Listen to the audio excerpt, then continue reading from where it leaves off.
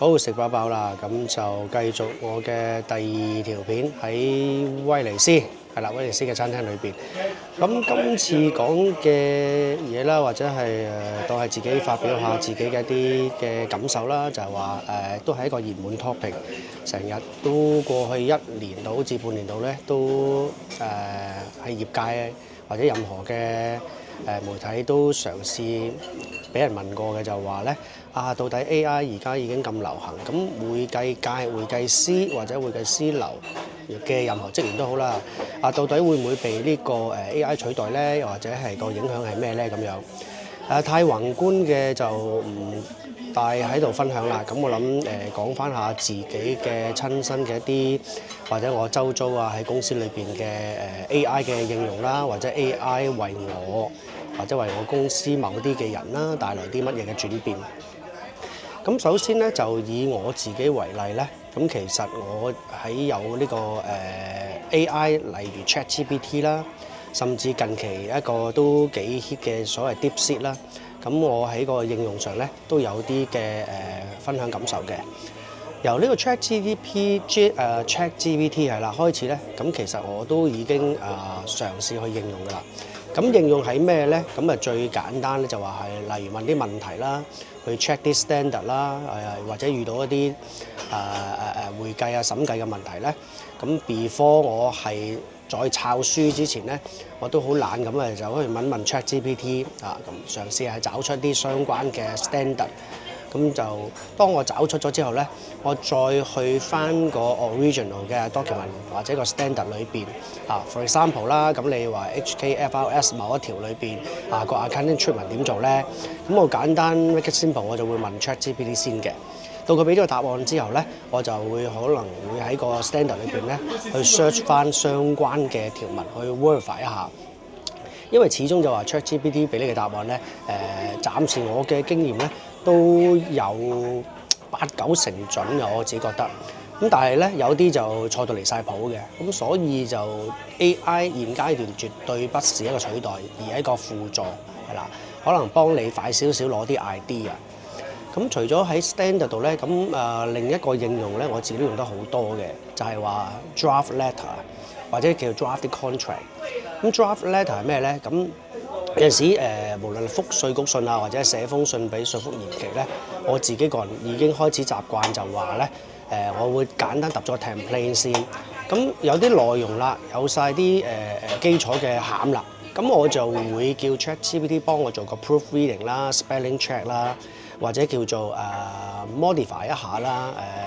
通常我會可能打啲 keyword 落去即係話please proofread spelling check 或者係 redraft in professional way 即係俾啲字眼、俾啲任務佢啦。咁佢redraft 完之後咧，咁就喺英文文法度咧都會流暢一啲嘅嚇。咁呢個都會明顯幫得手。咁仲有啲咩咧？就係話最近都試過一次。可能大家做 audit 都會啦，咁啲客就最中意就話你幫我做埋嗰樣嘢啦，例如咩嗰啲 contract 你幫我 draft 啦咁樣。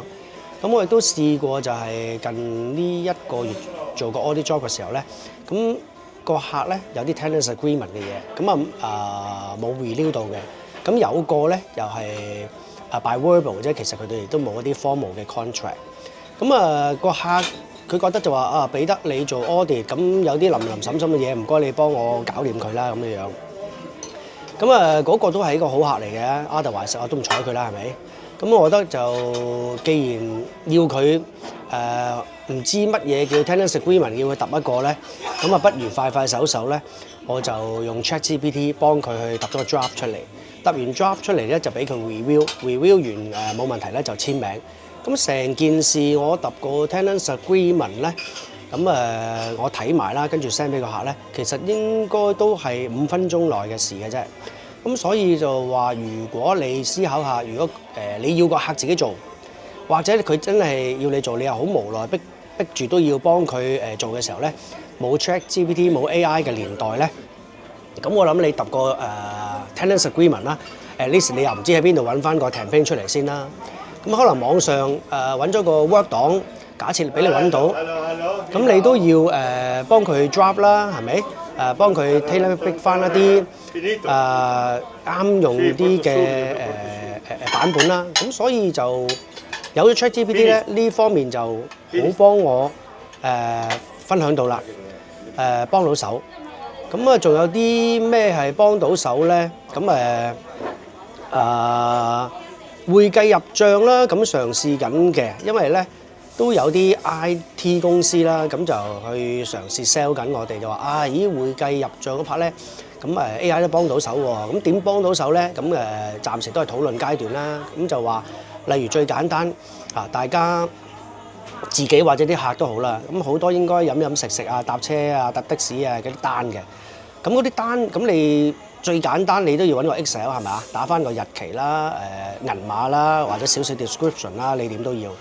咁而家咧會有啲 AI 嘅會計 software 咧，就已經可以你用部手機影一影佢，咁佢已經可以 recognize 類似 OCR 嘅嘢咧，就幫你將啲重要嘅 data 就 extract 咗出嚟，就擺喺個 Excel 度。咁我都嘗試用過一啲免費嘅所謂 AI tools 啦，咁試過嘅，但係都8成幾9成準啦嚇，咁但係都叫做好過你自己入啦，係咪？咁當然話，如果你付費嘅話，咁佢咪個準程度咪高啲咯嚇，聲稱有9成至9成半咁樣。咁我諗呢個都係積極探討中嘅。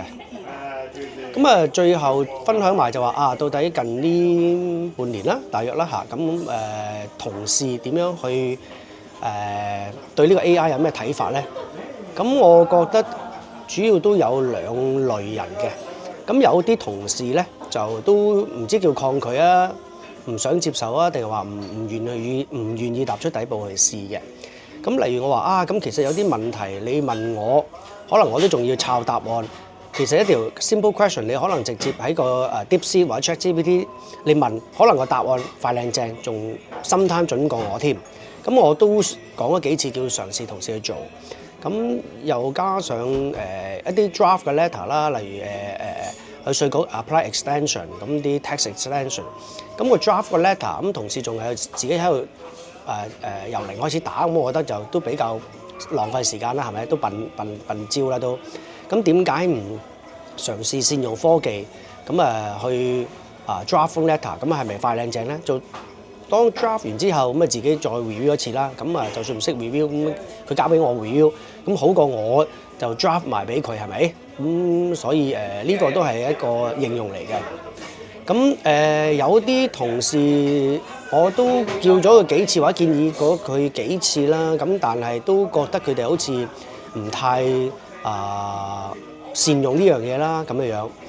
咁仲有一種同事咧就非常正面嘅，就比我更加主動。咁直頭咧係有啲嘅 audit issue 咧，佢哋都主動走去揾個答案先，揾完答案咧就再嚟同我 discuss。又或者甚至咧，當我遇到啲答案，我問佢嘅時候咧，佢就揾 ChatGPT 睇完之後，再分析埋，再 check 埋，跟住再 come back to 我，再同我去傾。咁我覺得成件事咁嘅態度咧，我就覺得好 appreciate 呢啲同事，因為始終就話我未必 rely on 佢嘅答案，或者佢嘅答案同 ChatGPT 揾翻嚟都唔一定100%準。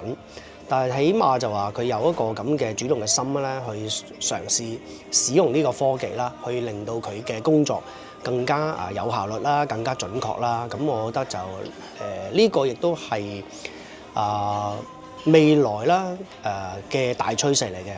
咁所以我覺得就話 AI 對我哋會計呢個行業咧係無可避免，亦都唔應該去逃避或者去唔用。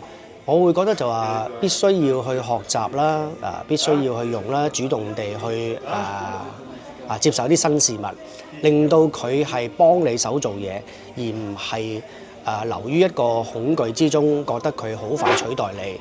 咁我諗只有呢個態度先至可以喺未來嘅日子啦，同 AI 共存，甚至可以令到 AI 幫你手做嘢令到你嘅工作更加之發揮得好。OK， 咁大致上我嘅對 AI 對呢個會計業或者對自己嘅影響嘅分享就去到呢度啦。OK，咁下一條片唔知拍乜，咁下一站再見，thank you。